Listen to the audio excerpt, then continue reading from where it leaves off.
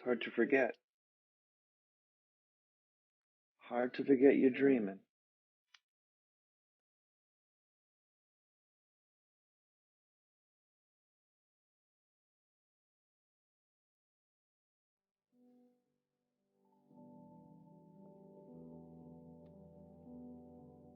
Time to wake up. Who's ready for a fantastic St. Patrick's Day? This is not yet our normal music. Let me switch over that so that'll make us feel right. Right? Exactly what we expect to hear now. All right. Good morning.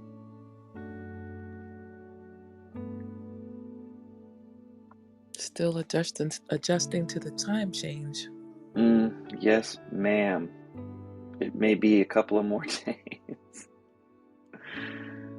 Yeah, I was up at like 5:30, like, what's going on? I'm ready. I'm like, oh, it's 5:30. Yeah.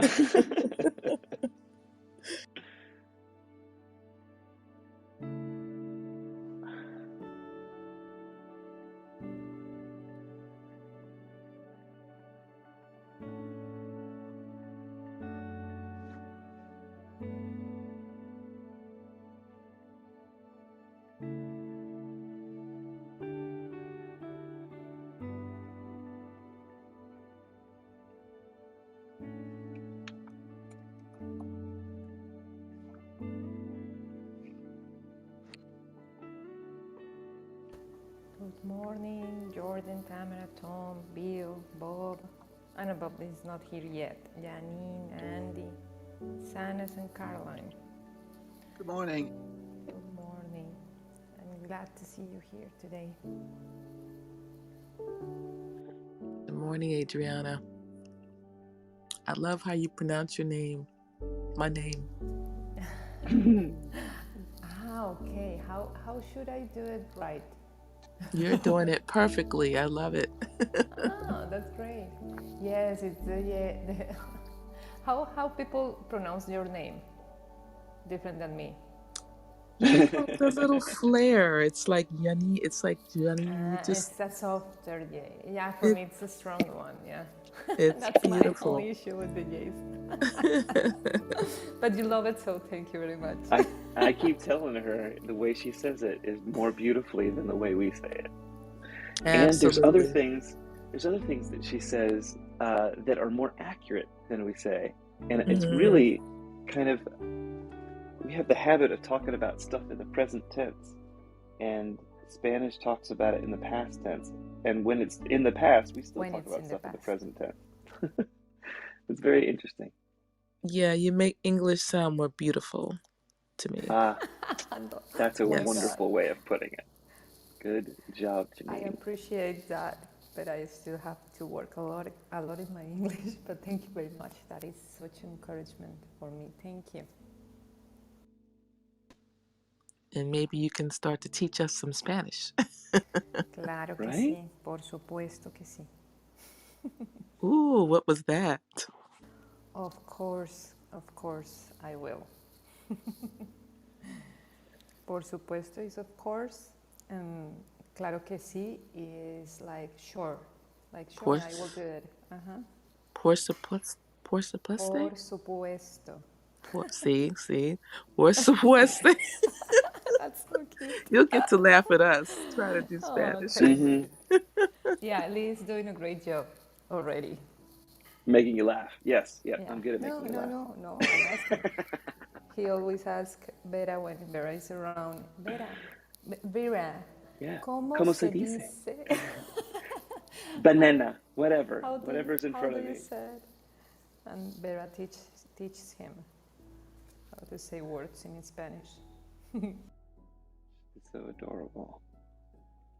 It's easy. Where? Can you share your screen with us and some honey, please? I can. It is messing everything up when I do. So I'm trying to get these windows straight, and it doesn't matter. Probably shouldn't even worry about it. Let's see. I'll take the pin off of Dad and put a pin on Tom. We're almost ready. So close. So close.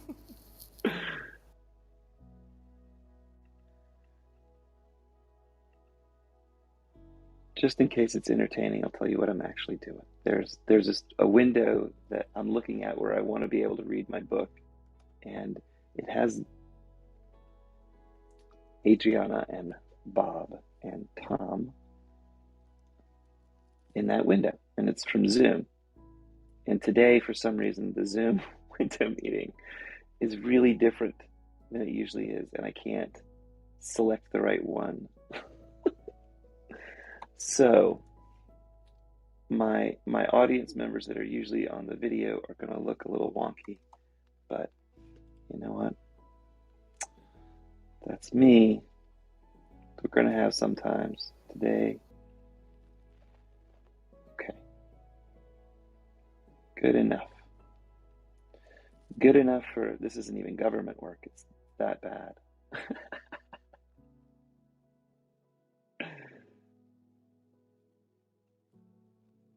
I am under no laws but God's. Can definitely come back to that part. Yeah, that's good enough. All right. Lesson 76. I am under no laws but God's. Today I'm just going to read from the regular lesson, the same one that's in the blue book and the purple book and stuff, and see if that's a little bit easier. So, lesson 76. I am under no laws but God's. We've observed before how many senseless things have seemed to you to be salvation. Each has imprisoned you with laws as senseless as itself. You are not bound by them. Yet to understand that this is so, you must first realize that salvation lies not there. While you would seek for salvation in things which have no meaning, you bind yourself to laws that make no sense. Thus, you do seek to prove salvation is where it is not. Today, we will be glad you cannot prove it. For if you could, you would forever seek where salvation is not and never find it. The idea for today tells you once again how simple is salvation. Look for it where it waits for you, and there it can be found. Look nowhere else. Paragraph 3. Think of the freedom in the recognition that you are not bound to all the strange and twisted laws that you have set up to save you. You really think that you will starve unless you have stacks of green paper strips and piles of metal discs. You really think a small round pellet or some fluid pushed into your veins through a sharpened needle will ward off death. You really think you're alone unless another body is with you. It's insanity to think these things. You call them laws and put them under different names in a long catalog of rituals that have no use and serve no purpose. You think you must obey the laws of medicine, of economics, and of health. Protect the body, and you will be saved. These are not laws, but madness. The body is endangered by the mind that hurts itself. The body suffers that the mind will fail to see it's the victim of itself. The body's suffering is a mask the mind holds to hide what really suffers.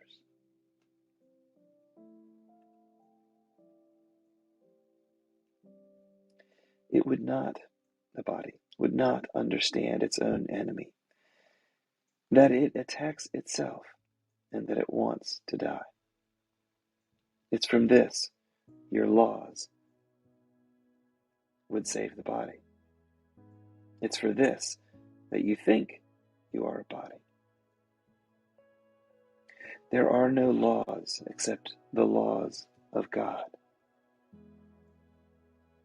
This needs repeating over and over until you realize that it applies to everything that you have made in opposition to His will. Your magic has no meaning.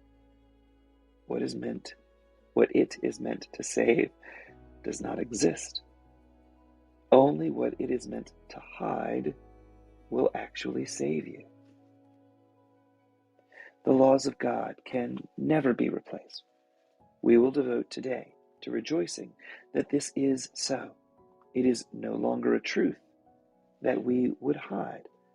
We realize instead it is a truth which keeps us free forever. Magic imprisons, but the laws of God set free. The light has come because there are no laws but His. We will begin the longer practice periods today with a short review of some of the different kinds of laws we have believed we must obey.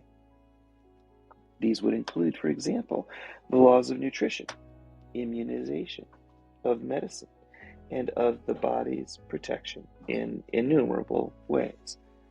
Think further, you believe in the laws of friendship, of good relationships, and reciprocity.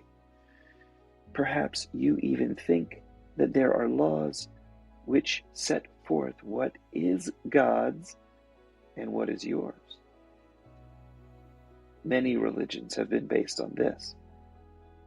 They would not save, but damn in heaven's name. They are no more strange than any other laws you hold must be obeyed to make you safe. There are no laws but God's. Dismiss all foolish magical beliefs today and hold your mind in silent readiness to hear the voice that speaks the truth to you. You will be listening to one who says there is no loss under the laws of God. Payment is neither given nor received. Exchange cannot be made. There are no substitutes, and nothing is replaced by something else. God's laws forever give and never take. Hear Him who tells you this and realize how foolish are the laws you thought upheld the world you thought you saw. Then listen further. He would tell you more about the love your Father has for you, about the endless joy He offers you, about His yearning for His only Son, created as His channel for creation, denied to Him by His belief in hell. Let us today open God's channels to Him and let His will extend through us to Him. Thus is creation endlessly increased. His voice will speak of this to us, as well as of the joys of heaven, which His laws keep limitless forever. We will repeat today's idea until we have listened and understood that there are no laws but God's. Then we will tell ourselves as a dedication with which the practice periods concludes. I am under no laws but God's. We will repeat this dedication as often as possible today, at least 4 or 5 times an hour, as well as in answer to any temptation to experience ourselves as subject to other laws throughout the day. It is our statement of our freedom from all danger and all tyranny. It is our acknowledgement that God is our Father and that His child is saved. There were a lot of footnotes in this section, so I'll come back and touch on those, but I am now going to read the notes from A Course in Miracles workbook for dummies.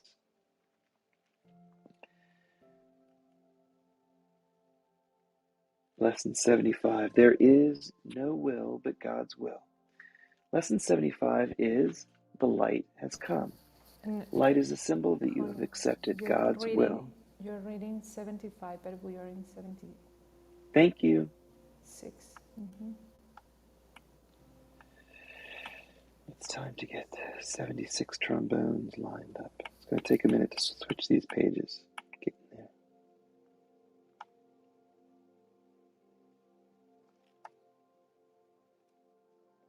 Thank you, Adriana. Really appreciate that. Notes to lesson 76. There is no will but God's will. Lesson 76 is, I'm under no laws but God's laws. This lesson is again a simple statement of fact. If there is no will but God's will, certainly only God's laws must apply.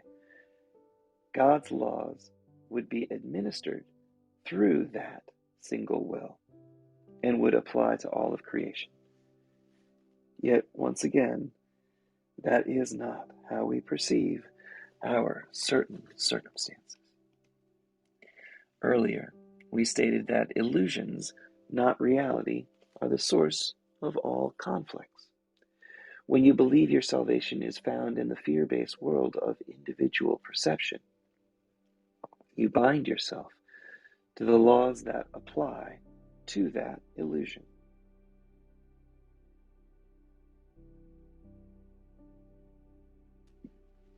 If you seek things that have no value or meaning, you bind yourself to laws that conflict and are opposites to the laws of God. Illusions have no ability to change reality, and the laws that appear to apply to illusions are meaningless. Your ego is under the illusion that you're the body, and the body is you. Therefore, the laws of this physical planet are designed to apply to the body that you perceive yourself to be. When you accept the limiting beliefs of the ego's fear-based thought system, you bind yourself to the laws of that thought system. It is your mind that empowers and enforces these beliefs upon the world that you perceive to be your own provisional reality. This is another example of the validity of the statement. When you argue for your limitations, you get to keep them. I love that line. When you argue for your limitations, you get to keep them. Lucky you. Since your decision maker has accepted the thought system of fear, your ego's beliefs rule the world of provisional reality. Yesterday, I argued hard for my limitations. Thank God I had somebody who helped me see past that.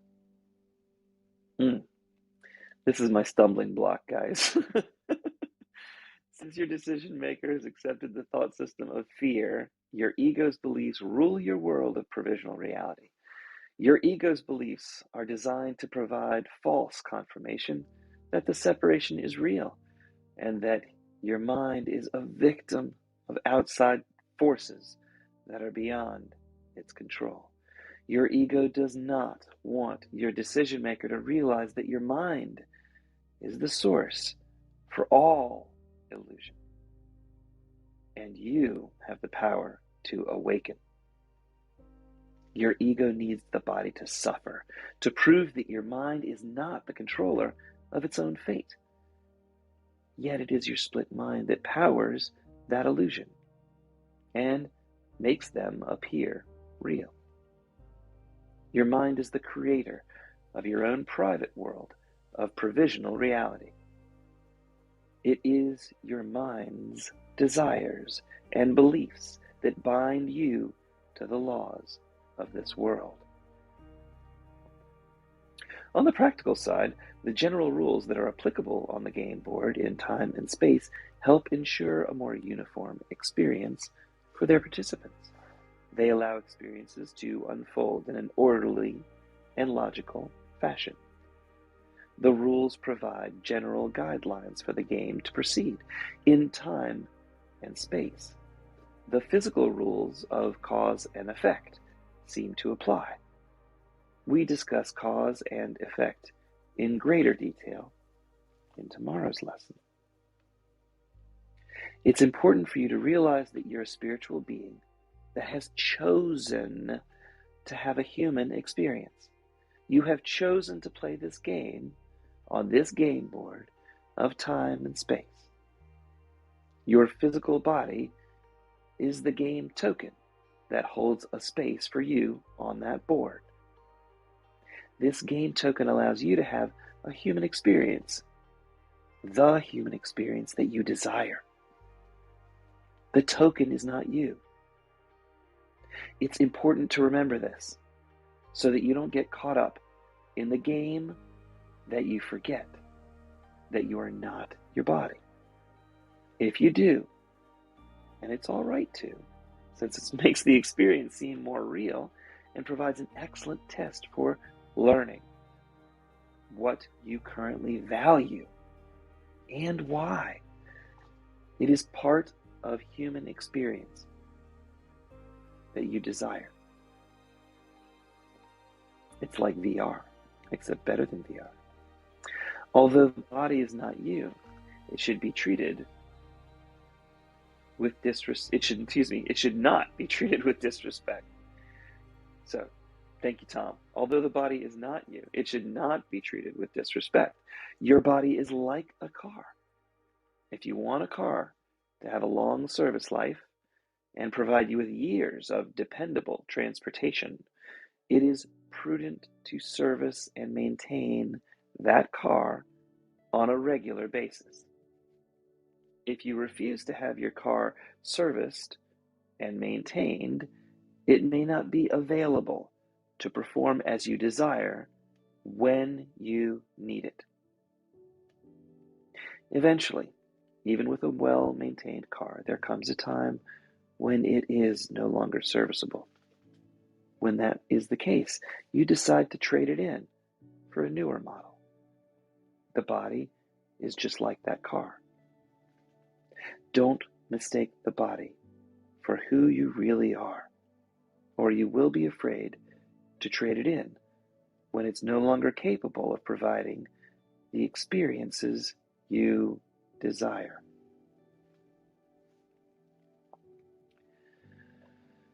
And that kind of brings us to the end of Tom's notes. Let's take a minute to relax, and I'll read through some of the highlights of this lesson, and we'll let those get seated in us today. I have a big day in front of me. I'm going to court. I have to argue why I'm not a danger to my children. So I'm under no laws but God's, and a father protects his children. I am definitely doing that, and I'm ready. So let's take a deep breath. Fill your lungs up. Let your belly expand so your lungs have space to pull in that nice, beautiful, clean springtime air.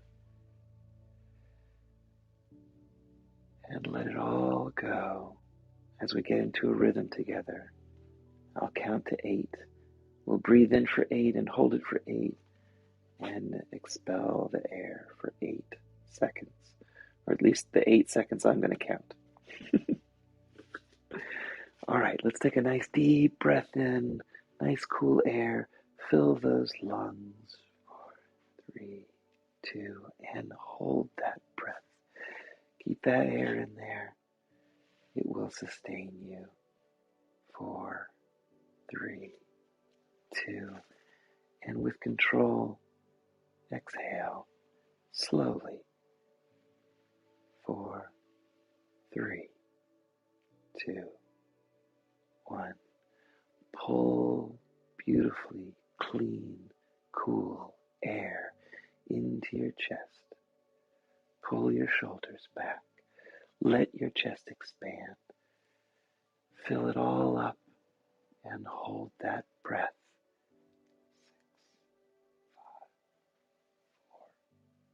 6, 5, 4, 3, 2, and release it with control. And just let it slowly leak out like a balloon. And it's going to feel good when it's empty for a moment. After you get rid of all that air, breathe in. Take the deepest breath of the day today, right this minute. Pulling that clean air into your lungs.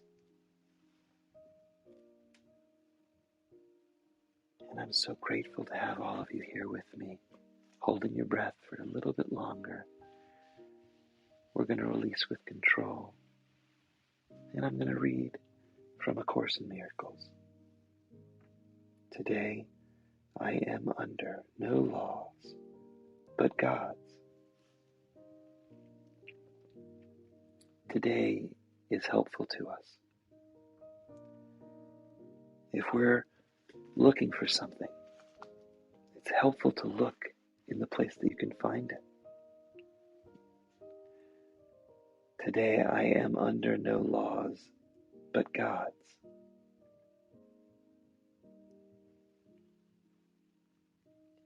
Yesterday my ego was toying with me,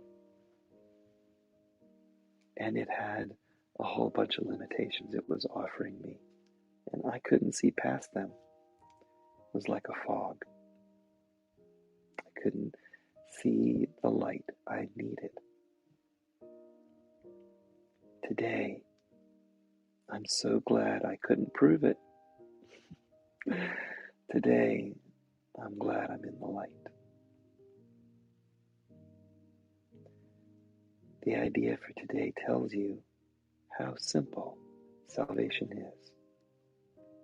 Look for it where it waits for you, and there it can be found. Look for it nowhere else, for it is nowhere else.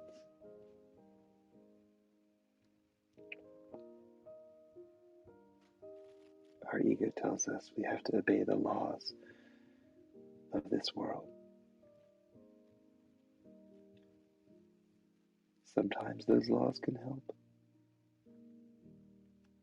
but God can guide us in those times so that we know to use the laws of the world to our benefit.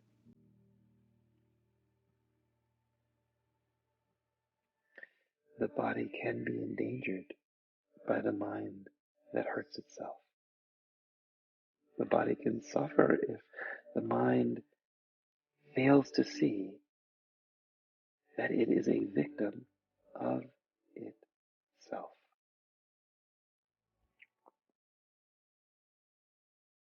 The body's suffering is a mask the mind holds to hide what really suffers. It doesn't understand it's its own enemy. It attacks itself. But because there are no laws except the laws of God, you'll realize that everything the ego wants, it's in opposition to his will. The ego's magic has no meaning. What it's meant to save doesn't even exist. What it is meant to hide will save you, because the laws of God can never be replaced. So today, devote today to rejoicing that this is so. It's no longer a truth that we would hide. Instead, it's a truth that keeps us free forever. Magic imprisons, but the laws of God set free. The light has come, because there are no laws but His.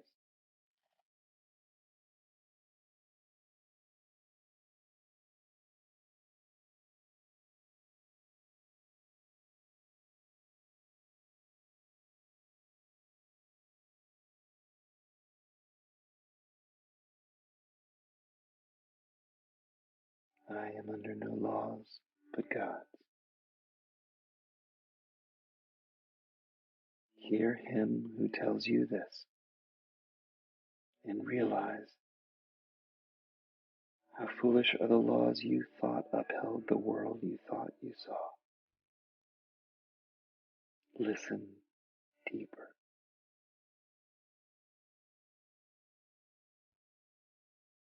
Your Father would tell you more about the love He has for you, about the endless joy He offers you,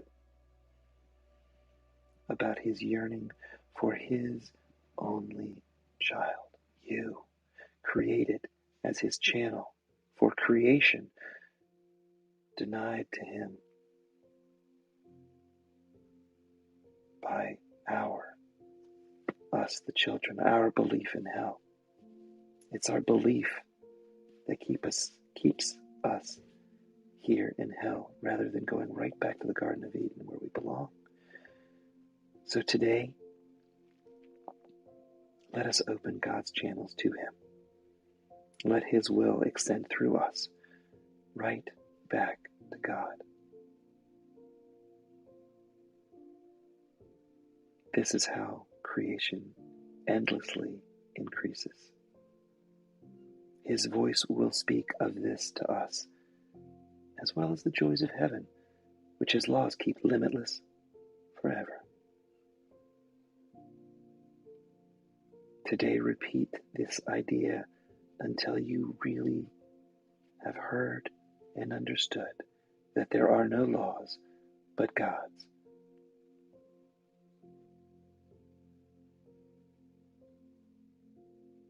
I am under no laws but God's.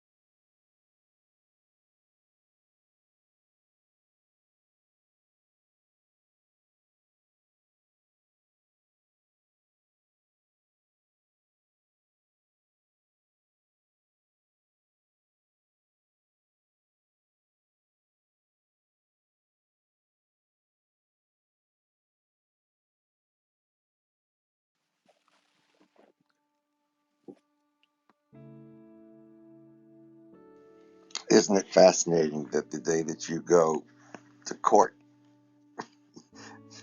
this is the lesson that you go with? I don't think you probably I find wish it I could tell you I was necessary to surprised. explain that to. I don't think you'll find it necessary to explain that to the judge. but it's a good thing to keep in your heart, to know that you are guided perfectly in every step of your journey. And that is God's promise. It's also his law, because his promise and law are the same. It's the way it's going to be. And it's a wake-up call to all of us who have set up little rules for living, rules for life, rules for interaction with other people. The one law that counts is love our neighbor as ourselves. Golden rule. Those are the things that really make a difference in our life and that really matter.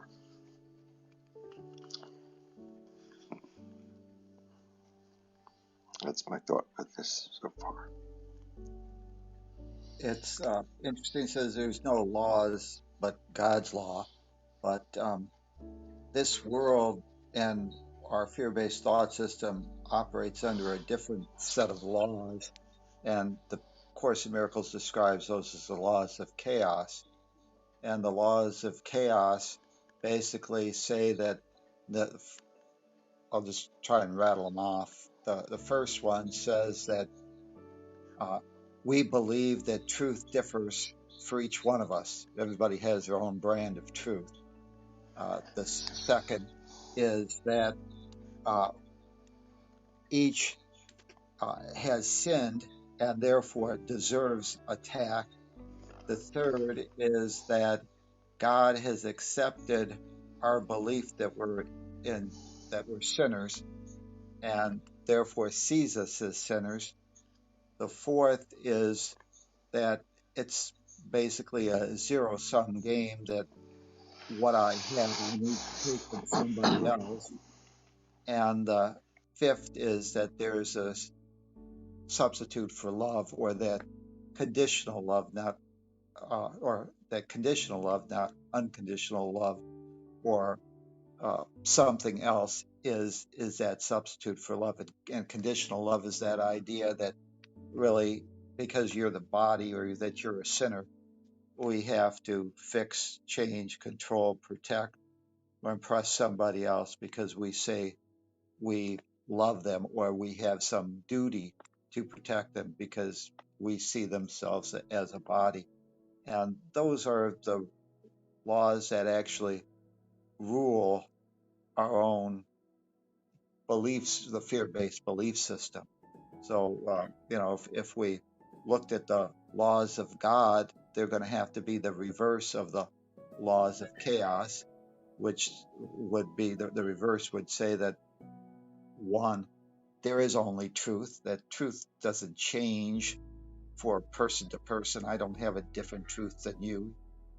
There's only the truth that you are as God created you, perfect, whole, and complete, which is this lesson, saying that there is no laws but God. The second would be that we're not a sinner, that we're an individuated aspect of the one self that's come here to experience being love informer, to demonstrate how the abstract, the various aspects of love would behave in a seeming world of hate and fear. The third, rather than God accepting us as a sinner and saying that we are a sinner, totally rejects that. He knows that we're his beloved child with whom he's well pleased. The fourth, there is no lack, limitation, or separation, and therefore we don't have to, in order to have something, we don't have to take it from someone else. Instead, there's abundance. The law of God is to give is to receive, which is what Bob said when we kind of mentioned the golden rule. And then the final one is there is no substitute for unconditional love. There is just unconditional love, and that's God's truth, and that's the law of God. And the law of God and his will is that you be happy. So we need to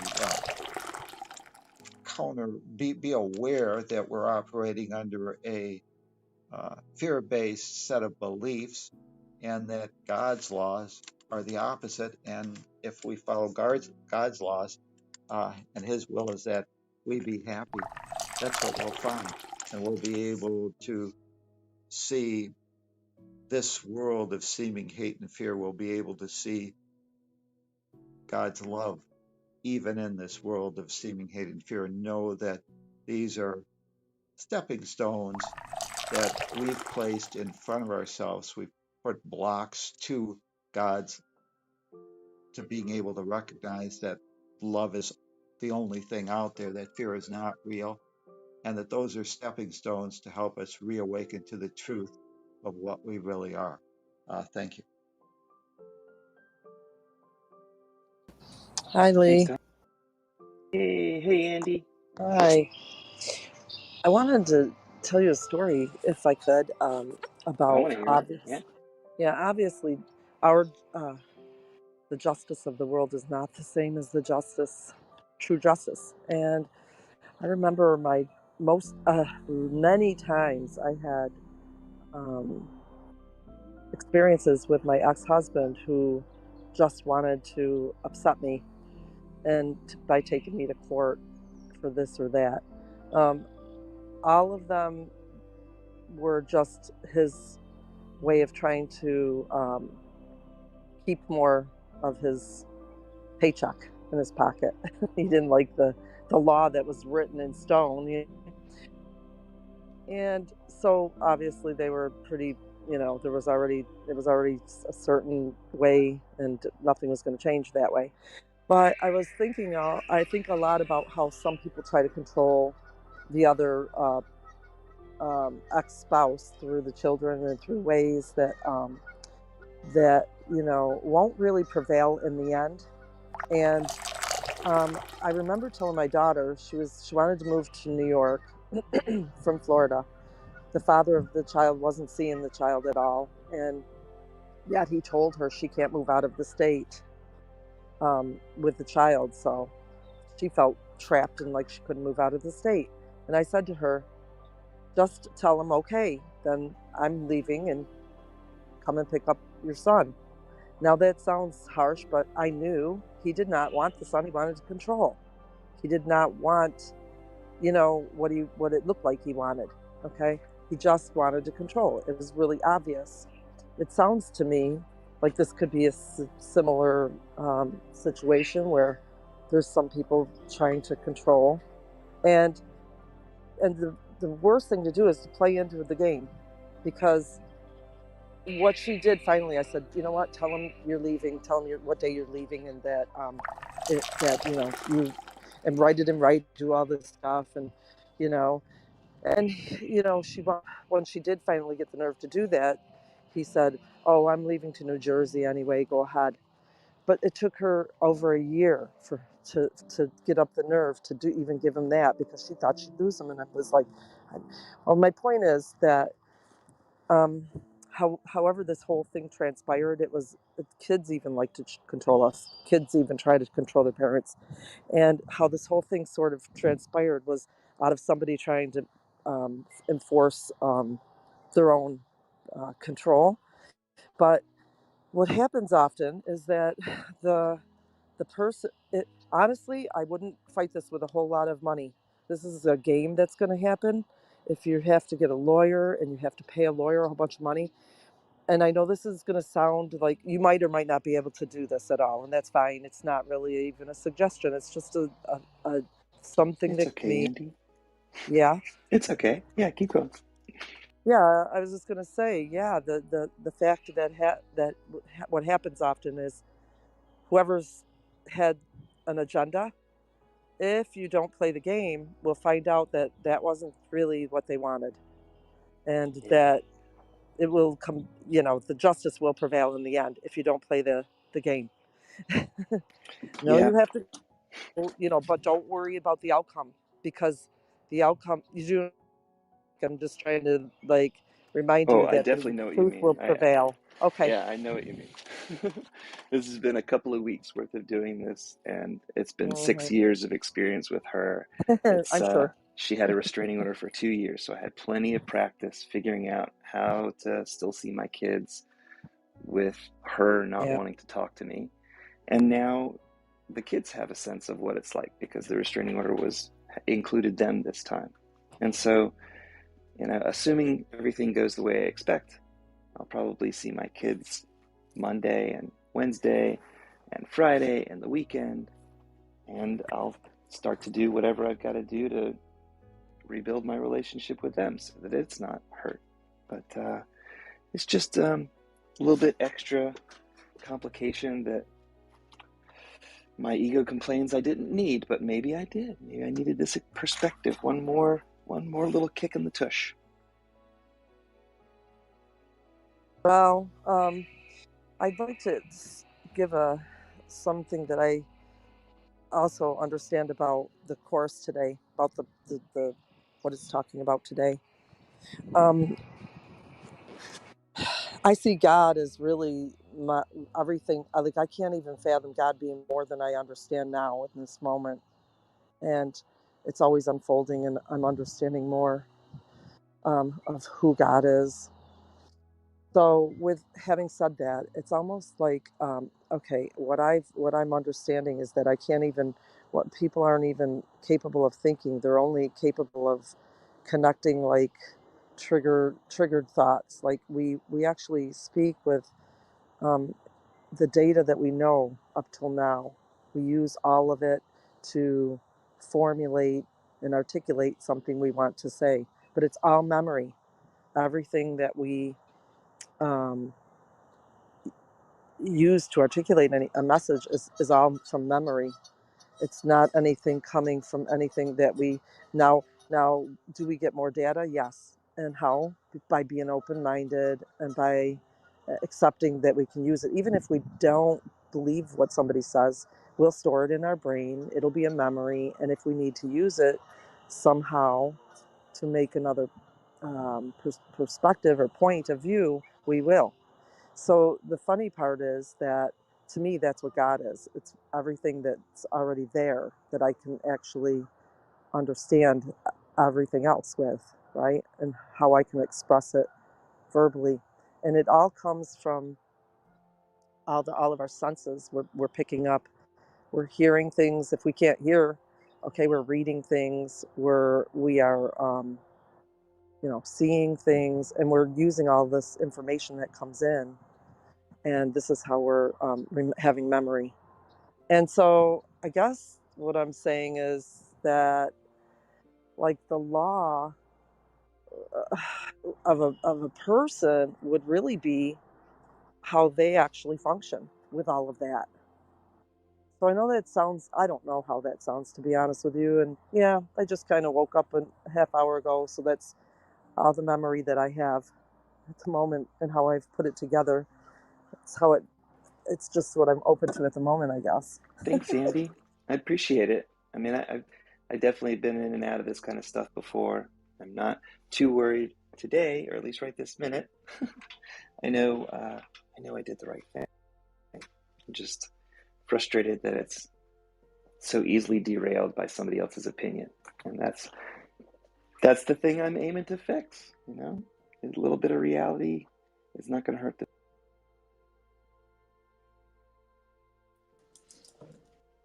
Yeah, for sure. That's right. A little bit of realization, as the book explains. Realization is really an opening of to the data that comes in, and using it differently. So yeah, I think that's a big part of what I just received from the reading today. I probably have more later, but it's just All right, we'll let it steep a little bit more. No problem. yeah. Anybody else? We're under no laws but God's. Okay. I would say that there's probably a good amount of self-forgiveness in this too. right? It's easy to feel guilty and blame yourself for the situation that you're out of control and out of power of. Sorry if I blipped out there. There was a flooding emergency in North Carolina. Anyway, I heard it too. oh God, it won't shut up now. I'm sorry. Go ahead and have somebody else talk. It's too. Oh, it went away. But anyway, Whew, Go. thank goodness. yeah. I guess what I'm trying to say is that, when I'm feeling down, sometimes my body comes after me. Sometimes my brain comes a hunting. And usually the tools that it uses are guilt and shame, and in a way that, allows me to justify sadness or anger or, fill in the blank, but it's justified feeling. And those feelings of justification give me some righteousness about, how I can be in a deep hole. And it's hard to get out. I mean, I'm not going to sit here and preach miracles that, every time I get No, in, I'm going to sit in the bottom of that hole and do righteous indignation, and it's going to feel awesome. That's right. That's exactly right.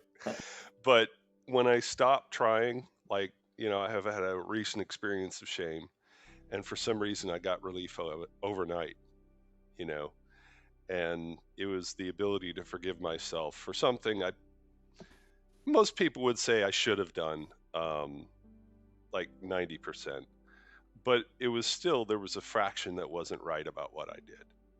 And that I have to come clean with myself. That, there was, and there goes my alarm. Did I cut out? No, you're good. Okay. You're fine. You're good. Sorry, it's like 1,000 interruptions on my phone right now. But anyway, I guess what I'm trying to say is that when I'm feeling pain, it's usually my ego not releasing me from suffering. Suffering comes from fear, it comes from pride, and it comes from places that we wouldn't normally think about, because we're told pride is a good thing, right? But if we get beyond that and we see what's in front of us for exactly what it is and not through the lens of fear that creates some distortion, nor the rose-colored lenses, be able to see something for what it is at that moment is a true gift. And I hope everyone on this call, including me, when they need that kind of wisdom and guidance, that they can reach for it and it can become real for them, because it ends a lot of suffering. So thanks. That is great to hear, Sean. Thanks, Sean. I wanna share something from the A Course in Miracles book, Blue Book, because it's related to what Sean says, and the entire lesson of today. This is an extract, a part of chapter 4, the illusion of the ego, in the section that it's called "This Need Not Be." When you feel guilty, remember that the ego has indeed violated the laws of God, but you have not. And there in the 11th paragraph says, I do not attack your ego. I do work with your higher mind, the home of the Holy Spirit, whether you are asleep or awake, just as your ego does with your lower mind, which is its home. I am your vigilance in this, because you are too confused to recognize your own hope. I am not mistaken. Your mind will elect to join with me, and together we are invincible. You and your brother will yet come together in my name, and your sanity will be restored. I raised the dead by knowing that life is an eternal attribute of everything that the living God created. Why do you believe it is harder for me to inspire the spirit or to stabilize the unstable? I do not believe that there is an order of difficulty in miracles. You do. I have called and you will answer. I understand that miracles are natural because they are expressions of love. My calling you is as natural as your answer and as inevitable. So I wanted to share this part because it's really like the reversion of all the laws of chaos that we created in this world. I was trying to find something that pulled my mind out of the out of the misery that I am right now, because I had a fight last night that I wasn't even expecting, because yesterday was such a great day for me, even though it was in such a Talk about catching you off guard. yeah. And this helped me to really like shake my head around this. I'm supported by God, and we are all supported by God. So there's no way that we are not under the laws of God. He is the one who rules the show, not us. That's right. Those laws of cows, they can't hurt us. By the way, chaos in English is cows in Spanish. I learned a new word. Moo. Those cows are dangerous. You know, this lesson that you just read is actually a lot of much about what they call epigenetics. It's telling us that our body is having these symptoms because of our beliefs and our environment, more than the fact that that we consider them real.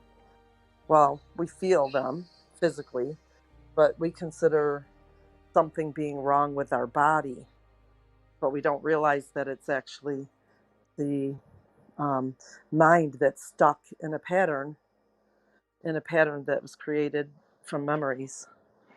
And then they hold that pattern until that pattern is something that we realize is not the truth.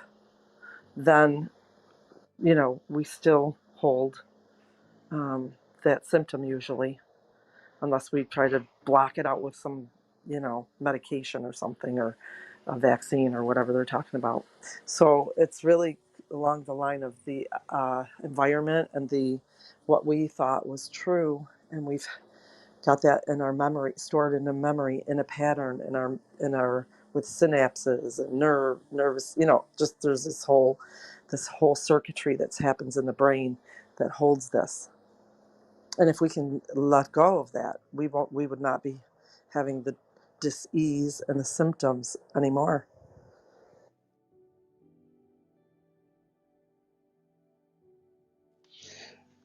I had a pretty wonderful experience last night, and it's funny because it came right on the heels of yesterday. In this meeting, I mentioned that my wife Susie hasn't really um, agreed that it's a good idea for me to go to Liberia, where I'm going to be leaving in about a week and a half. And she's not really happy that I've spent as much time as I've spent on it, and or even been involved in it. And last night, however, she said to me that she honors me for sticking with my commitment, and that she's really happy that I am following my belief that what I'm doing is going to turn out very well. And she's still frightened about it, which is obviously where a lot of her disagreement came from. But this was a complete turnaround from anything she had said up until yesterday. And I'm thrilled to have heard it. She recognizes me for doing what I believe in, even though it's taken a lot of time from us. And I'm excited about it because I'm actually filling out the visa and all of the other things that I have to do to get going. It's going to be exciting. I believe still be able to broadcast from there, but I'm not sure. The time is quite different. I think it's 4 hours different, but we'll see what There's happens. no hurdle we can't get over, man. Don't you worry. And if you can't make it, that's all right. It's not a big deal. I'm We're going to work okay. it out. I haven't It's missed all it going to work yet. out. It'll be better with you, though, obviously. Thank you. So I'm under no laws but God's today. I have to, before the end of the month, find a new place to live and try and find a new job and figure out where me and Adriana are going to live, because Adriana is coming up and she's going to live with me for a bit. And we're going to see how much love we can bring to this world. So I have the highest of hopes for my future, and I hope you guys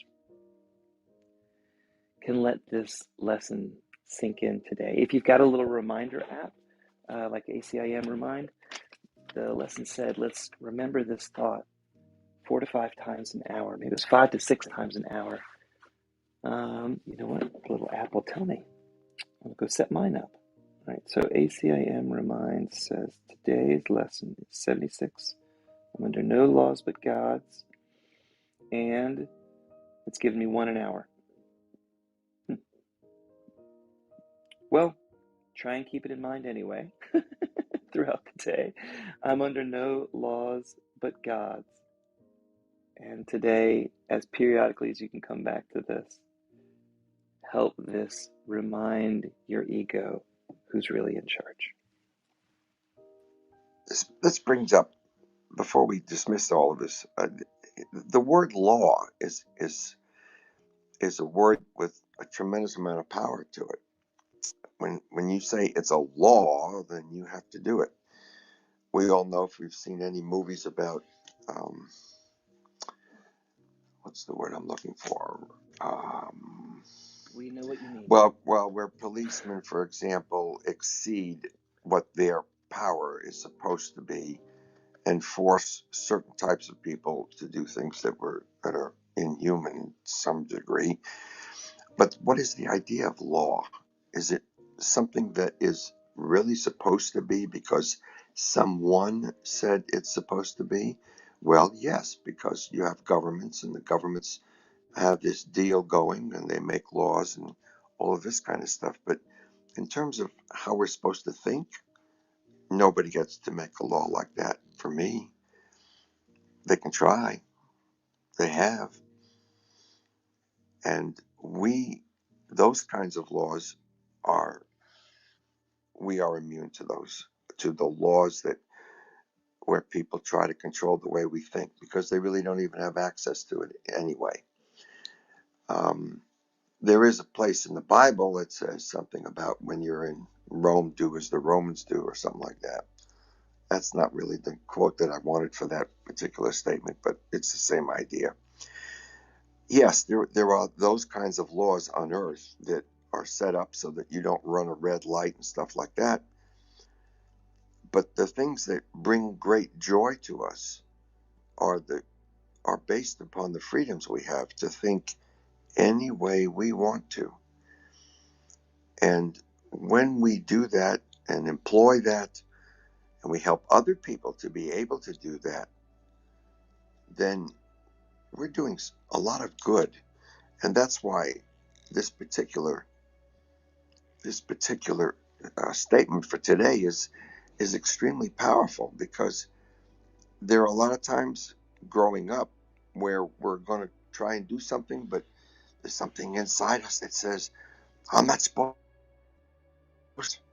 This is not right. And those are the kinds of things that we question as we grow up, so to speak. And I think that it also works on a larger scale of, for example, women who weren't supposed to do a gazillion number of things, which they have finally understood doesn't really apply to them at all. There are still many people on this planet that suffer because men think that women are supposed to fill in the blank, whatever. It's every time that you break one of those kinds of laws, you grow, and you grow closer to God, because God says right here that we are under no laws but His. So I wonder if any of you have an experience where you did something even though you thought it was wrong, and finally realized This was the best thing I ever did for myself. Well, laws in time and space are based on really whenever we come in here, we're given labels, we're given roles, and the laws basically are trying to uh, organize and set a group of rules that are supposed to apply to various roles that society or our families or whatever the powers to be, the government has decided will keep those roles performing in an orderly fashion. And uh, in regards to the various laws or rules that apply, it's generally designed for the people that are making the rules, supposedly to keep law and order, or to avoid running into chaotic situations where we know how we're supposed to behave. But they're all designed with the idea that you have a specific role and that you are the body and the body is you. And in this role that we have, you're assigned the role of a parent or a child or a worker, a government official. And with those roles, you have certain functions to fulfill, and they try to just keep those in order. But we need to realize that a lot of the laws, and they mentioned this in the lesson today, that even the religious laws are laws that are made with certain agendas that may or may not be in compliance with the law of God. And so they say that, you know, some of these laws apply, but they apply to the body, or they apply to how we're supposed to behave. But those are all superseded by the fact that you are not the body and the body is not you, that you're actually a spiritual being having a earthly experience to grow and learn, and your purpose is to reawaken to that true identity. So, you know, our laws are made to first the world assigns roles for us to play, and then those laws are to uh, govern those roles. But since those roles really aren't what we truly are, uh, it's up to us, as Bob said, to decide whether or not I'm going to try to accept that role and say that that role is me, and therefore I want to play this game or not. And ultimately, you decide what is your true identity, and you need to live your true identity. So if there is a man made law that you do not believe is your uh, aligns with your self-proclaimed identity, and you break that, you may have to suffer the consequences of the man-made law, but it certainly is in alignment with what you truly are. That's why, like Gandhi was able to do what he did. He broke a lot of man-made laws because he believed in his own uh, principles, and he used those to guide him. So, it's I, d- just roles that we play. I did have an experience as the one that Bob is asking for. When I was at the top of the mountain of my career in Colombia, I was giving lectures in university, even though I didn't have a college degree. I was being invited in conferences and being interviewed in news programs and things like that about digital marketing. And I was really feeling very, very successful. And it was in 2012. And at the beginning of the year, I started to feel like I was no longer in need to be in this kind of environment to learn. My former boss in that time was a really tough woman. She is a really powerful woman, and she's very tough, very tough. She was really, really tough on everybody. It wasn't one single person that didn't complain about her mistreatment, but she really handled the business really good, and she took the company way beyond expectation during several years. So she was, I had to deal with her temper. I was the director of my entire business unit in digital marketing, in digital advertising, so I had to, oversee the entire clients and have new clients to my business unit. Well, it was a lot of work. And she was really tough. She was mean in the way she speaks to us, and it was tough. So in 2012, when I was really at the top of my supposedly mountain, I figured that I no longer needed that kind of learning. I was so grateful for her because she really gave me the opportunity to grow without having any kind of credentials around me when I first started this company. And she gave me the opportunity, and I took it well, and I really worked my, as you said, worked my ass off in this company. And I was super great there. But she was so mean that I came into a point that I said, this is no longer the place that I want to be in. I think I understood and I learned so much here that I'm no longer willing to put myself in this kind of position when I'm mistreated like that. So I had to make a decision without even having a job offer in my hands. And I had to make a decision and being in some kind of agreement with her, because I want her to know up front that I was going to start to look for a new job, and I want to give her the opportunity to find my replacement, so I could be able to train that replacement in the way that she likes to do stuff, that she liked to do things around my business. So I talked to my mom, because my only worry was my mom. I always have been supporting her ever since I got ever since I had enough income, I always support my mom. So I talked to my mom and I said, Mom, I can't take this anymore.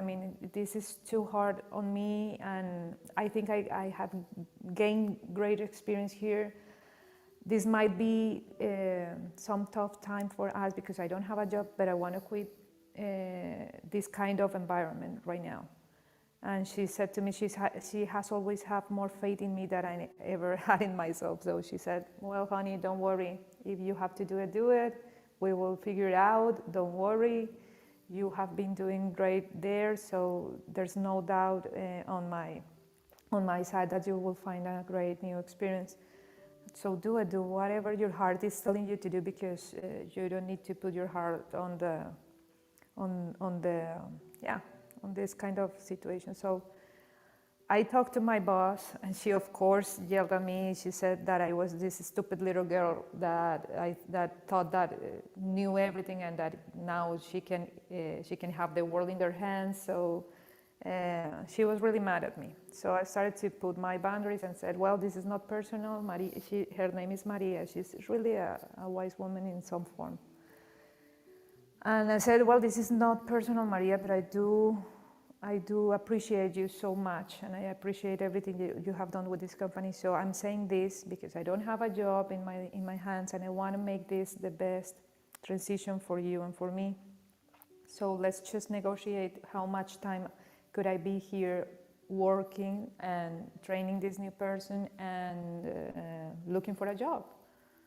And she gave me the opportunity to be around one more month, and that was all I had. That was all I have to find this new experience in my career. I didn't have anything, so I thought, well, Now that I jumped, I have to find this new job, and I started to search for a new one. I passed my resume to 5 people in my area, in my industry in Colombia. I just shared 5 people my resume, and the end of the month was coming, and I didn't have any job left. I didn't have any job offers still, so I did this, and then at the last week, the miracles start to happen because I received like 3 job offers, but the 3 of them were out of Colombia.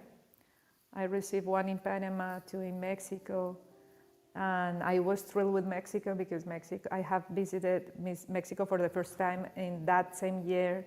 So I was thrilled with the opportunities in Mexico, and I had to make a choice. I had to review these opportunities, and I have to focus on one. And I didn't pick the one that was the highest income opportunity. I picked the one that really represented a platform for me to learn more things about this world that I was working for. And it went super great. It was the best experience to have, because really it was like, I wasn't sure of anything. The only thing that I was sure of is that I couldn't handle that kind of treatment anymore, that I didn't want that to be my life.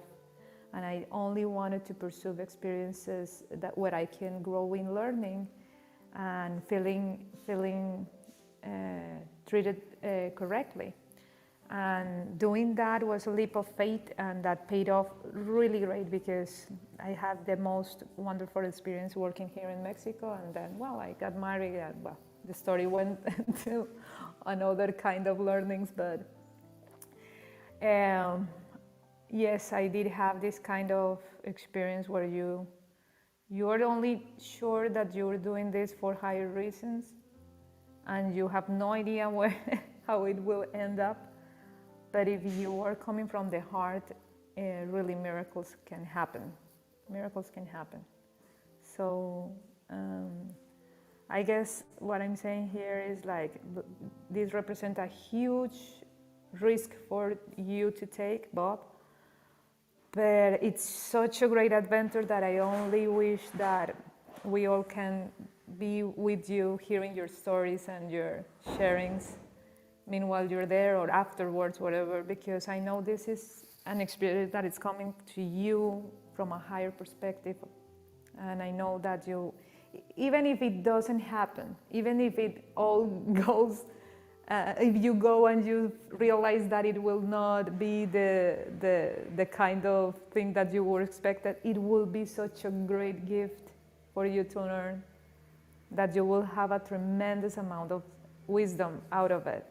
And I'm thrilled to hear from you from it. So don't get attached to the result, just enjoy the experience, because this is something that not everybody has in their lives at the time that you are on. And I really encourage you to just enjoy the experience without any attachment of the outcome, because there's only one way of living, and it is just as an adventure, as this joyful adventure, And Well done. Okay, that was it.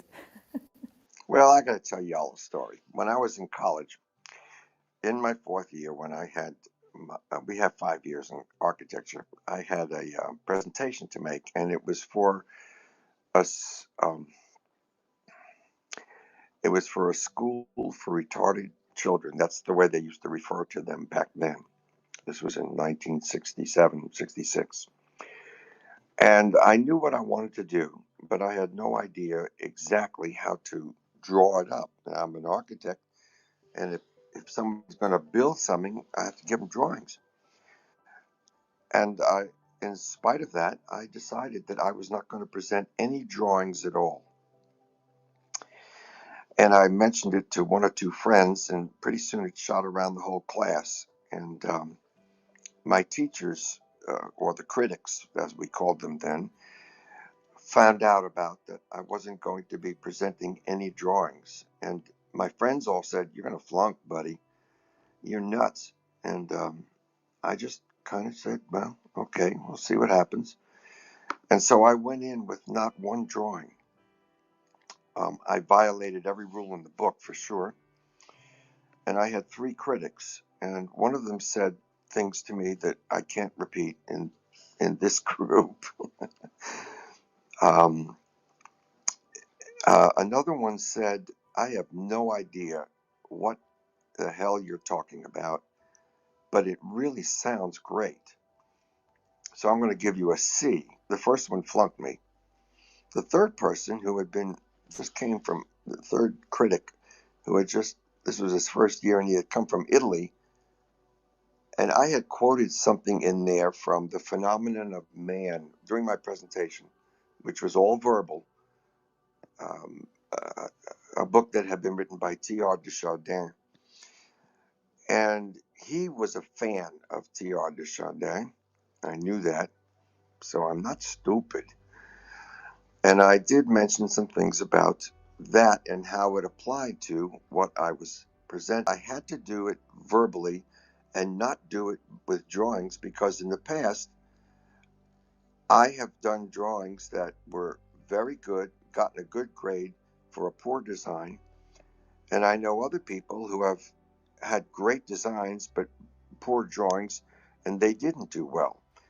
And I made the point that I wanted to just have you listen to my ideas rather than see my drawings and be impressed with all those pretty pictures. And so I ended up with a C because he gave me an A. The grade wasn't as important as what he said to me, and that was the greatest presentation he's ever seen in his life, and that meant more to me than anything else. I broke a rule. I wasn't supposed to do it that way, but I still believed that I was right. It was worth it. And I was in school. Now, if I tried to do that in business, it would not have worked very well, because the laws of business are very different I can from the confirm laws that. in school. Yeah, they want to see the pictures, no doubt. It's very, very true. But the nice thing is we now have computers, and I'm not even going to go there, but that was just one example. And I have broken rules many times, and He sure I has. know that you I can verify. and I know that you guys have too. I'd love to hear somebody talk about it besides me, because I got another great one in case you don't. But I'm gonna have to. There's I'm gonna plenty have to to leave talk pretty about. soon. Sure. You're under no laws but God's. I'm sure what happens in Africa will be amazing. Can't wait to hear about it, either as it happens or afterwards, but I got the highest of hopes for you, Dad. Absolutely. Thanks. So Well, I'm under okay. Then there was the no, time that hang on, I was Papa. in the. Hang on, Papa. Yeah, I'm going to do it. No, I you was in don't. the Just military. wait a minute. Give some other people a Well, chance, buddy. Give some other people a chance. well, I've actually asked some people in the back channel. Come on. Okay.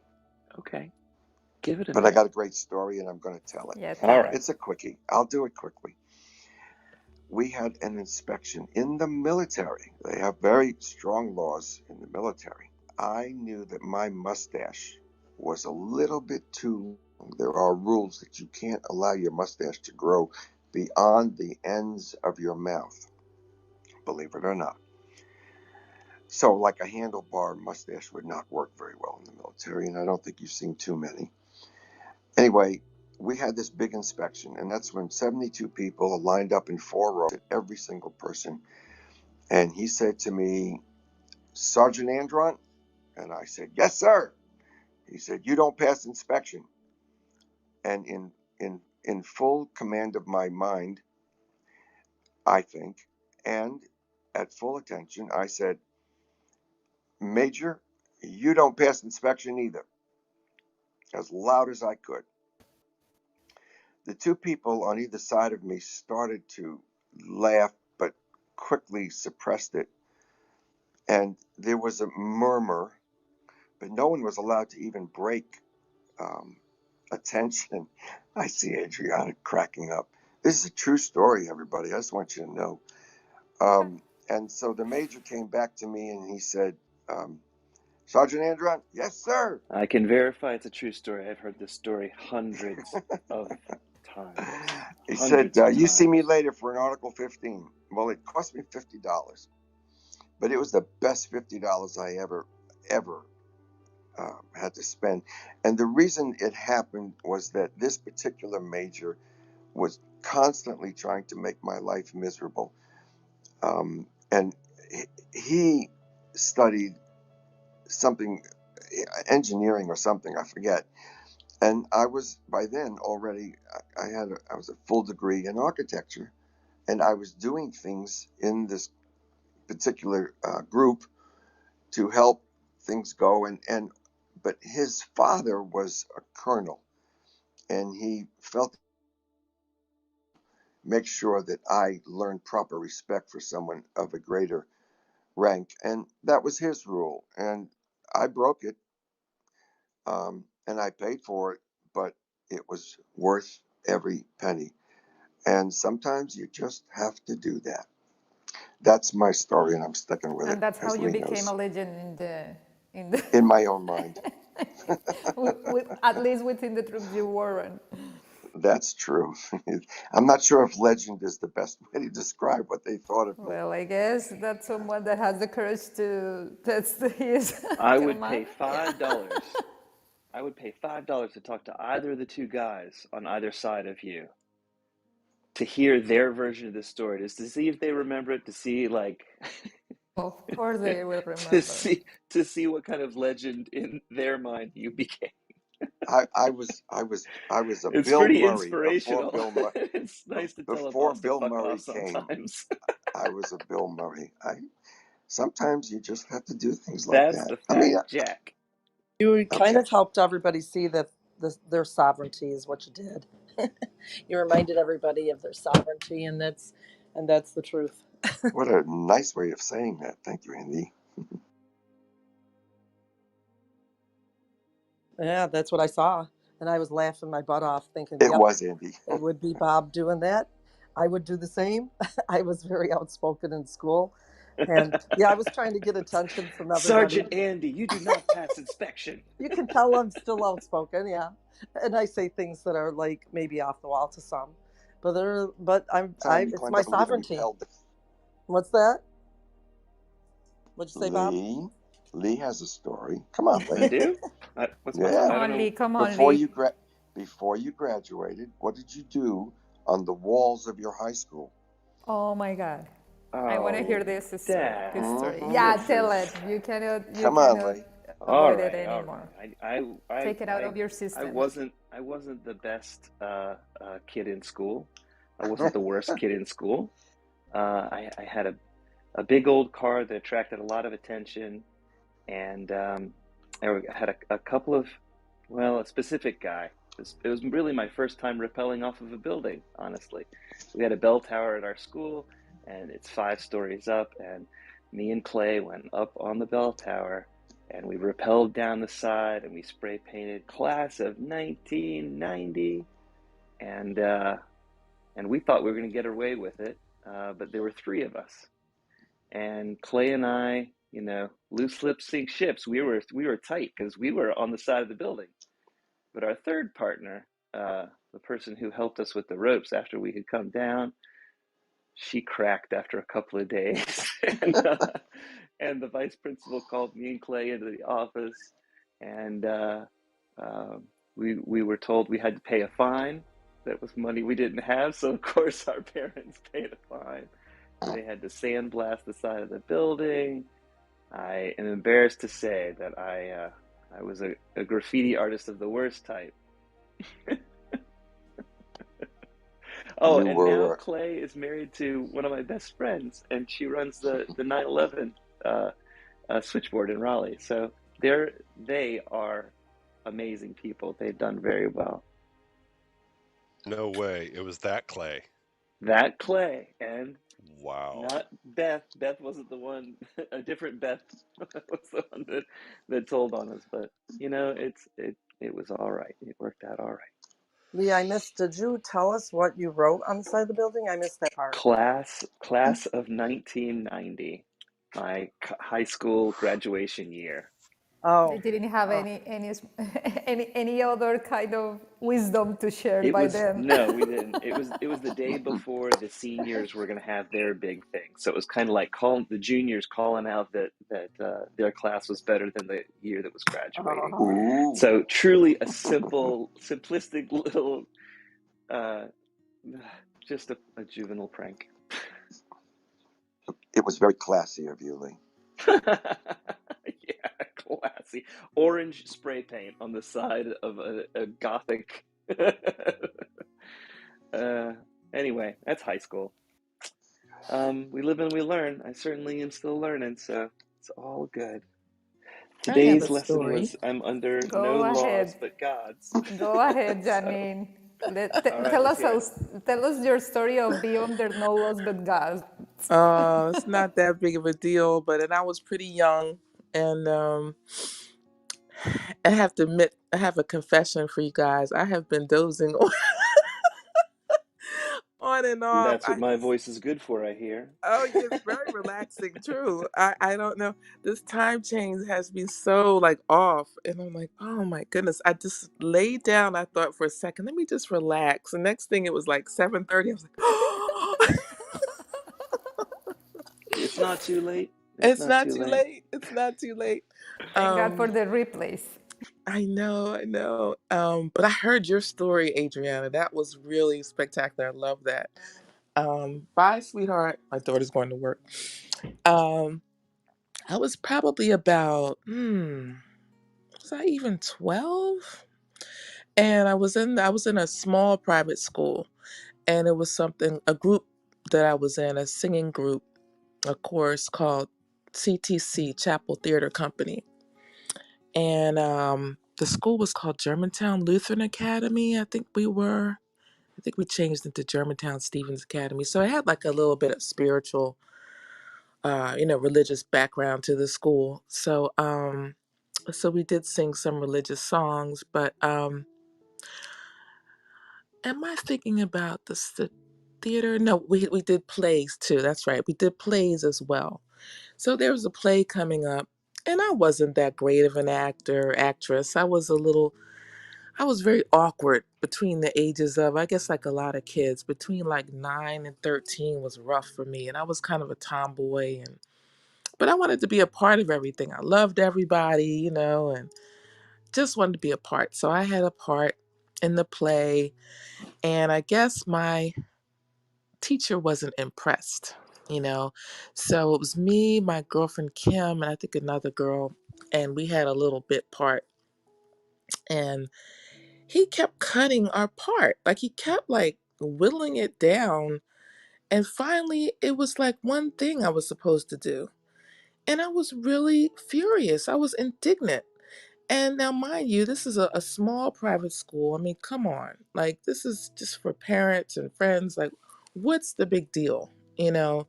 And he acted like we were Broadway. We were going to be on Broadway. Like, he took it so seriously. And it was Mr. Gilchrist was our theater director.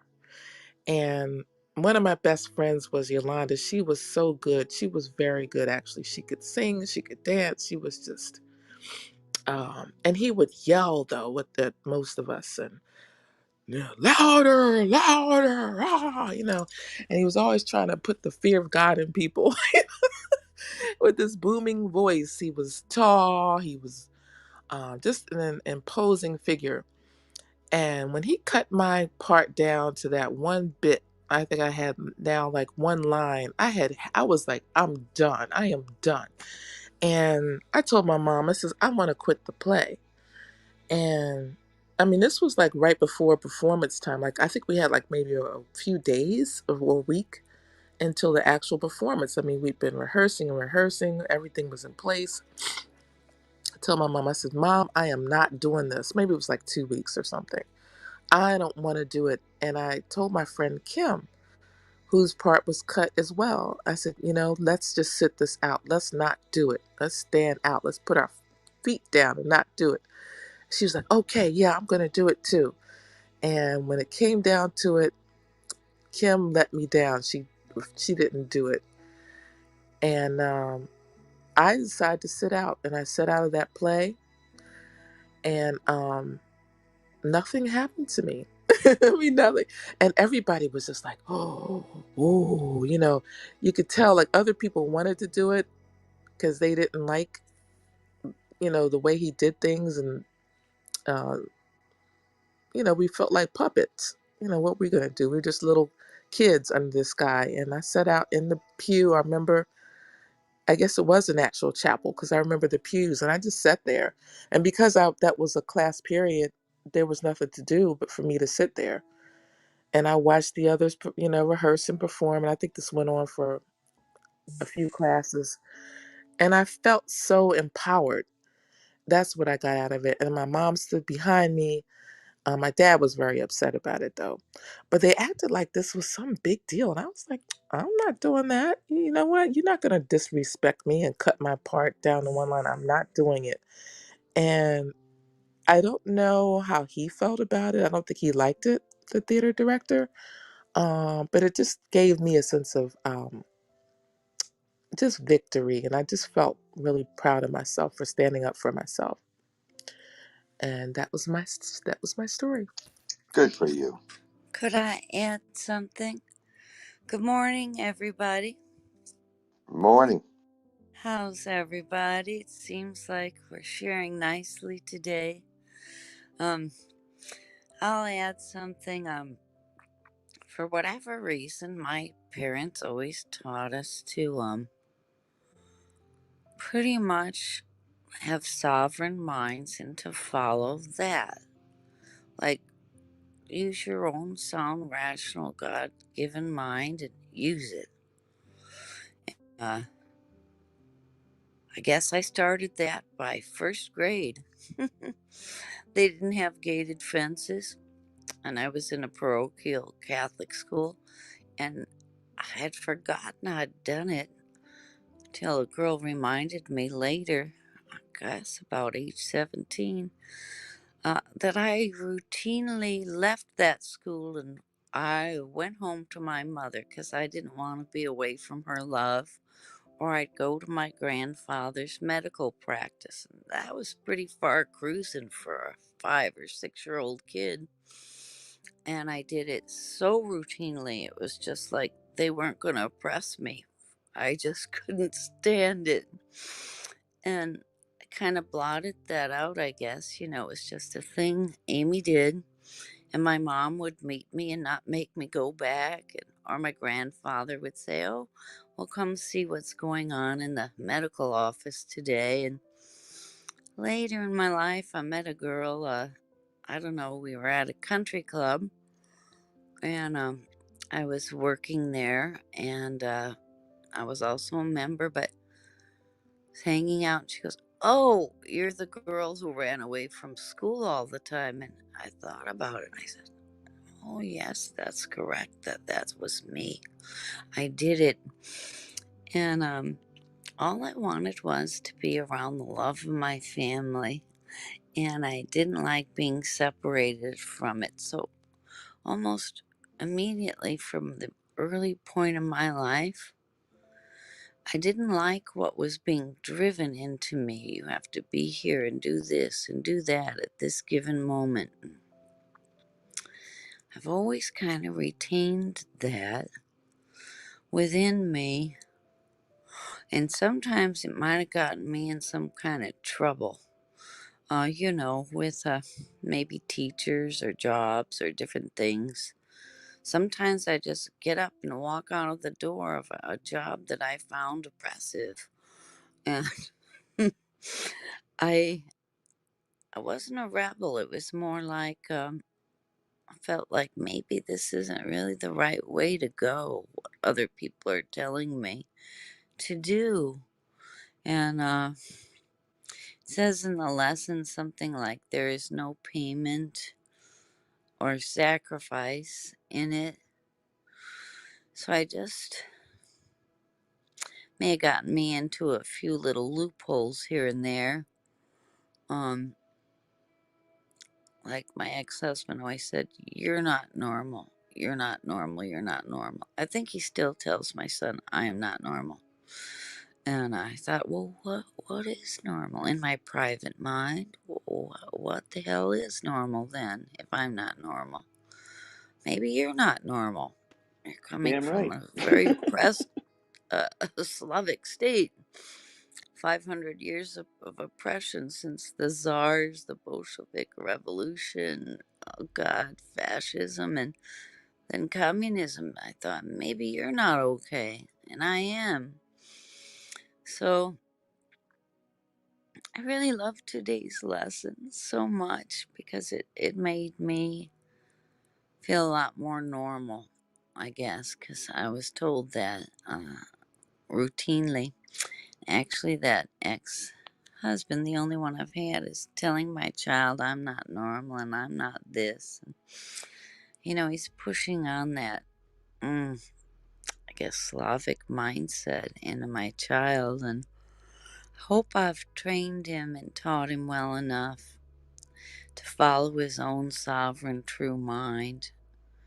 And I don't even mean a sovereign citizen, because then you're part of a corporation like the United States is incorporated under DC. But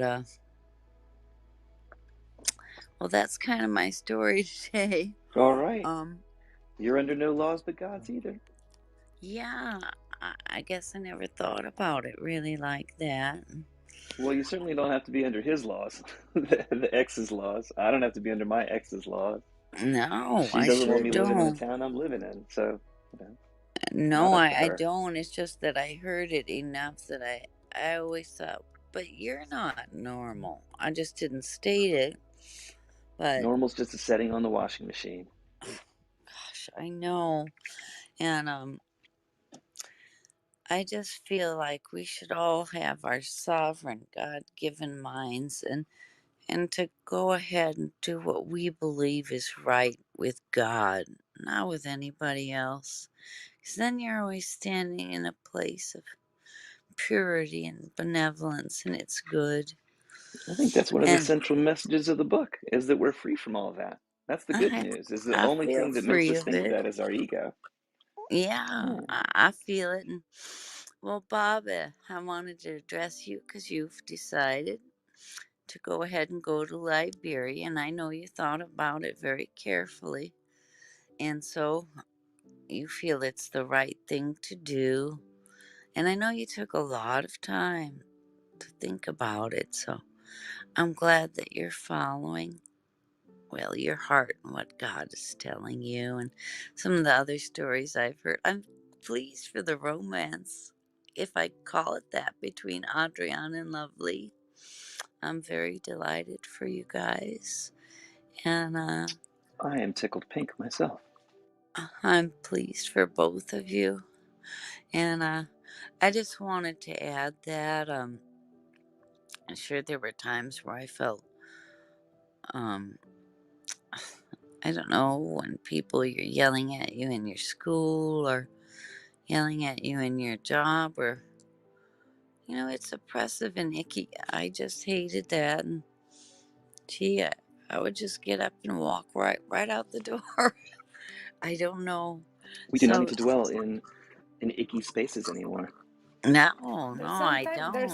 there's sometimes that Thank you put you. yourself in that position. Thank you, Amy. Thank you, Dr. Amy. Really appreciate all your sharings and your participations here are really lovely. Aw, Thank you. thank you. I try to make it, but it's hard to Yeah, wake I up. know. Well, we will figure something out later Um, on.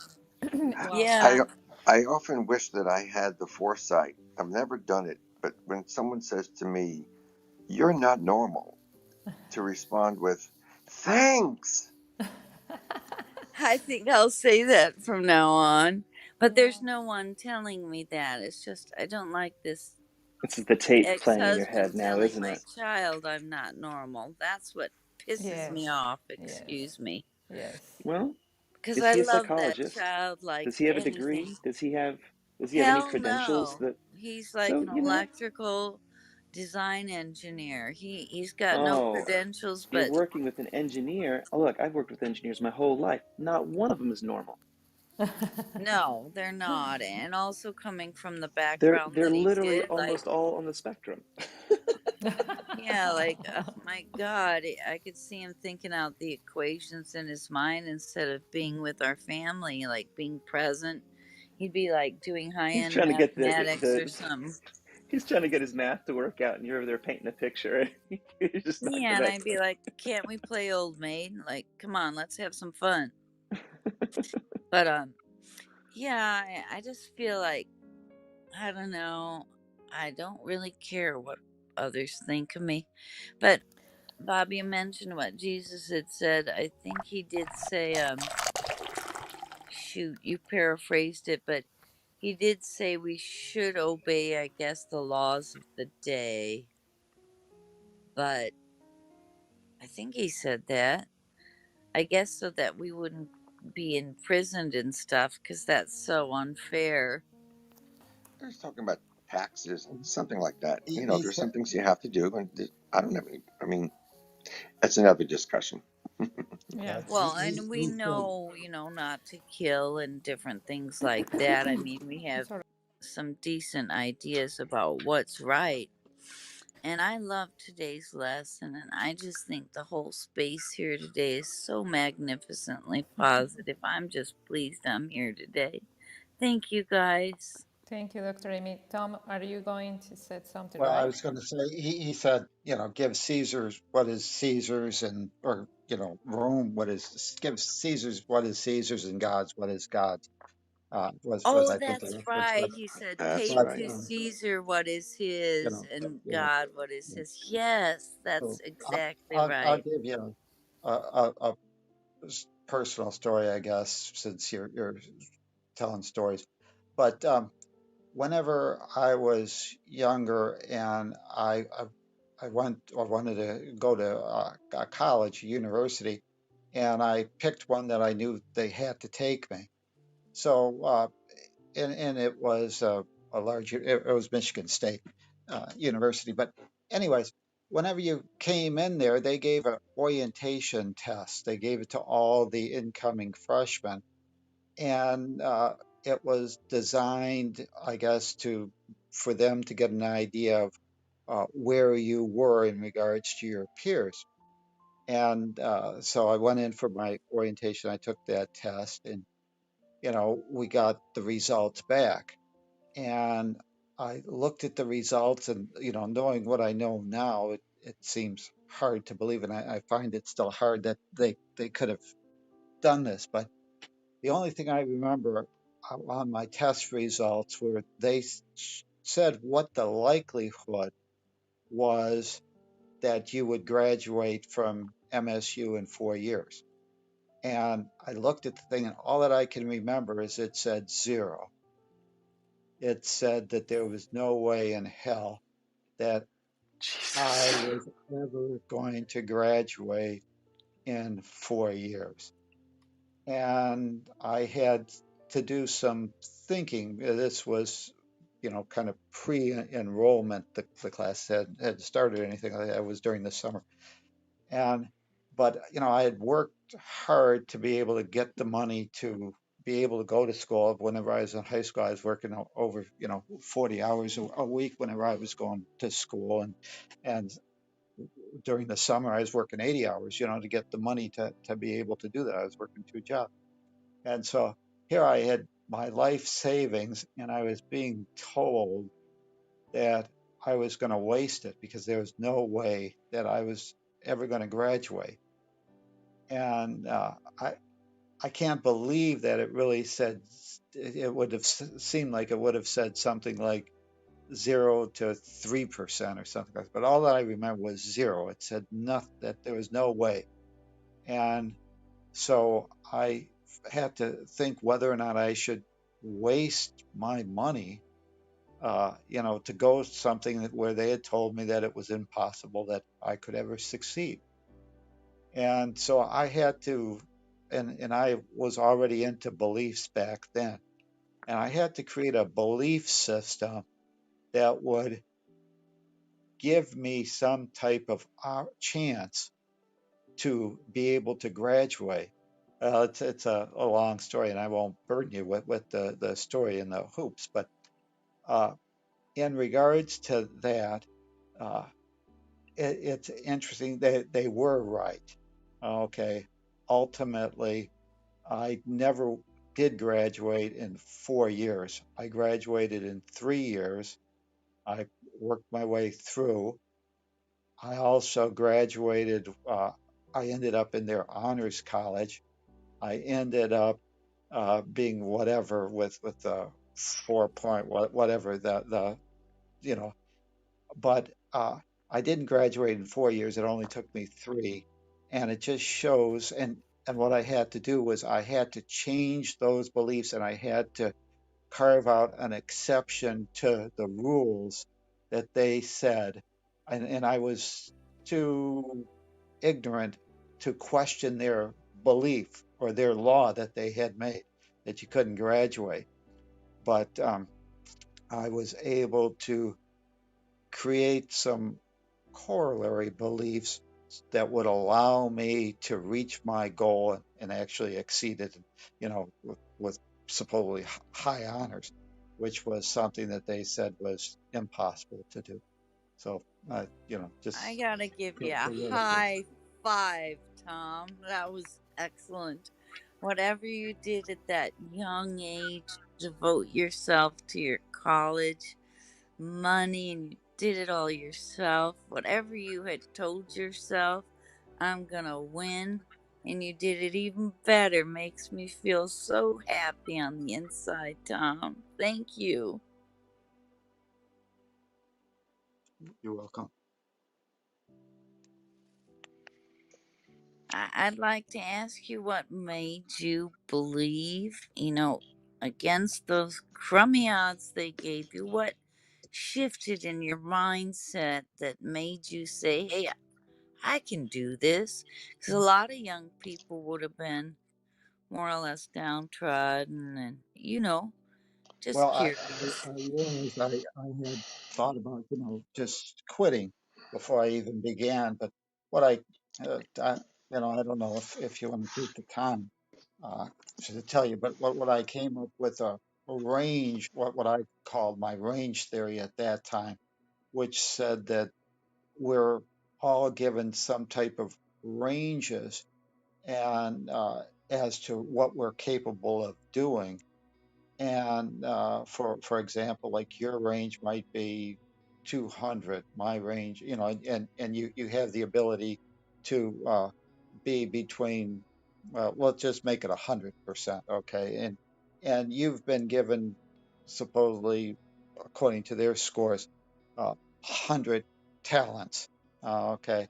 Well, those that 100% is what you're capable of doing if you live up to your potential. So I came up with this range theory, and I didn't want to argue with what they were saying. I mean, they were a big university; they had all this statistics or whatever, that they to say that it was impossible. But I said, well, my range, according to what they're saying, is zero. And like I say, I can't believe, knowing what I know now, that they could have said that, but that maybe it was between 0 and 3. But all that I remember was zero. That they said no way, and I, at least my story is that it wasn't, 0 to 1% chance of graduating. It was 0% what they said. So, anyways, I took that idea that, yeah, maybe I wasn't the smartest kid on the block or whatever, but that God gives us ranges. And so, and the range that God gives us is really quite remarkable. And so, although you could perform, and your normal range would be like between 90, from let's say 60 to 90, uh, my range would be maybe from uh, 20 to 200. 65.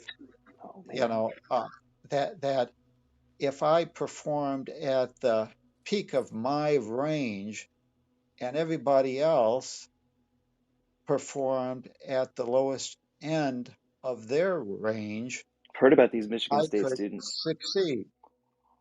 I could succeed. And so I, well, actually, in my own mind, what I did was I said I was going to perform at my range, and then I made the assumption that everybody else was going to perform at their low end. Okay, I didn't necessarily wish them evil or anything like that, but That's probably not that that's far from how the I truth, though. looked at it. And it turned out I don't want to say that everybody performed at their lower end, but I was able to uh, perform at my upper end, and like for my example, maybe 65%. And really, if you performed at 60% or maybe even 55%, you could have done everything that I did.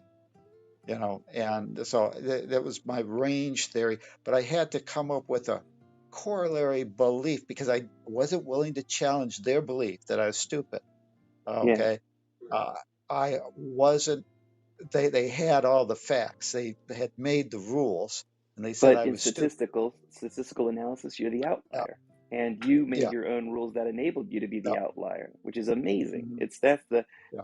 my background's in psychology, which is really mostly statistics and trying to figure out how Mhm, populations move around at the beginning, and then it hones down on the individual. But Tom, you found a way to transcend their rules because they didn't take all the rules into account. They didn't take somebody motivated by something like that to outperform. Amazing. yeah. Really wonderful. So, and anybody's capable of doing that. God didn't make any junk. And so I guess that's, you can do a whole Amen. lot more than what people tell you, and don't let people put limits on what you're capable of doing. Thank you for listening. Thank you for Beautiful. elaborating. That's a wonderful story. You were highly motivated early on, and everybody's shares so far have been great. There's some part.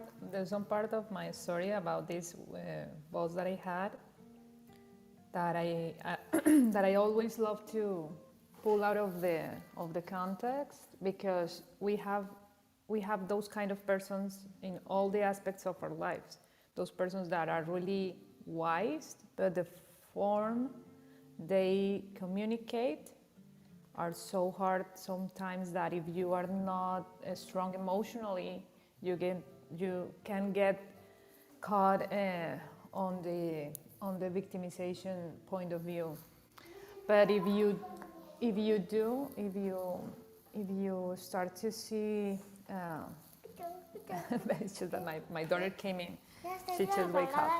Yeah. I was going to say just that there's some people that could be mean to you, but if you stick to the content instead of the form, you will always have a gift. This lady, she was really powerful and she was really admirable, but it was only the words that she expressed and the way she was in her like communications skills that were really hard. But in my experience, that I had to learn to disregard all of those and stick with the content because whatever advice she gave me in my way of doing business or in my way of presenting to a greater audience, it was really on point. And she corrected me in several things that I didn't even knew that I had to be better at. There were so many things that really served me well in some moments, but then you have to be aware that you don't have to stay in that cycle for all your life. You can take the most out of any person that is in front of you, even if it's some kind of a nightmare experience or a good dream experience, and you can freely move around that because really you are under God's laws, not really the ones that we thought we have here. So if you keep your heart and your mind focused on the good experiences that you want to have in life, you will come around those peoples having the gift that they are going to give you with their interaction with you, and you move on. You will be able to move on without much of attachment, and it will always bring you another great experience, another great learning, because that's how life works. That's the miracle in life, how you can move forward with your life no matter how high you are in the achievement or how low you are in your failures. So I'm going to have to say goodbye for now because I have to start get ready my daughter, and I have a busy day. Could I tell you something, Morning. Adriana? Yeah, tell Since me. I don't come so She'll keep often, listening. I have noticed how much your English has Thank improved. you. Because Thank you. if I were here every day, I wouldn't have notated it. But Thank you. wow, since I'm here every now and then and I hear the replays, if I can, I've learned now to save them for myself. But gee, your English has improved Oh, really well. thank you, Dr. Amy. Yeah. Yeah, I do hear the replays, in fact, to check myself on my way of speaking, the length, because I don't want to bore anybody with my with my English and my lack of words, and I get repetitive sometimes trying to get my words out. And so I'm thankful for all the patience that you have had with my interactions, and all the patience that you have had teaching me how to handle better my moderation here in this room. So I'm very thankful for everybody. Really? Yeah, Thank You're you. thank you. doing great. Thank you very much. I'm I gonna just wanted to notate that it's just gotten so much better. thank you. Super. Thank you. Yeah, I taught myself English and I'm learning myself German, and I love languages, in fact. So I'm very oh my God. Oh, me too. And also being with Lovely, you get to hear it every day. Yeah, Yeah, she exactly. sure will. She Okay, I'm sure gonna say will. goodbye because I have a monkey on top of me Yes. giving me kisses. Vera's A gonna say wonderful Oh, day, so goodbye. everybody. sweet. Bye bye. Bye, Adriana. Bye. All right. I'm under no laws but God's. Everybody, we've been going at it for a couple of hours and we're welcome to continue, but I just wanted to thank you for staying with us. Tomorrow I'll read workbook lesson 77, and it'll be a Friday, and we're one step closer to spring. Everybody have a great, happy St. Patrick's Day. Don't forget your green or else we'll pinch you. I hope you all have a fantastic day today. Namaste. Namaste, Tom. Thank you. And thanks for reminding me it's St. Patty's Day. I've always loved Yes, that. don't forget your green. That's right. That's right. Peace and love, everyone. Thank you. Peace and love. I gotta go find some green real quick. Thanks, Lee. Great meeting this morning.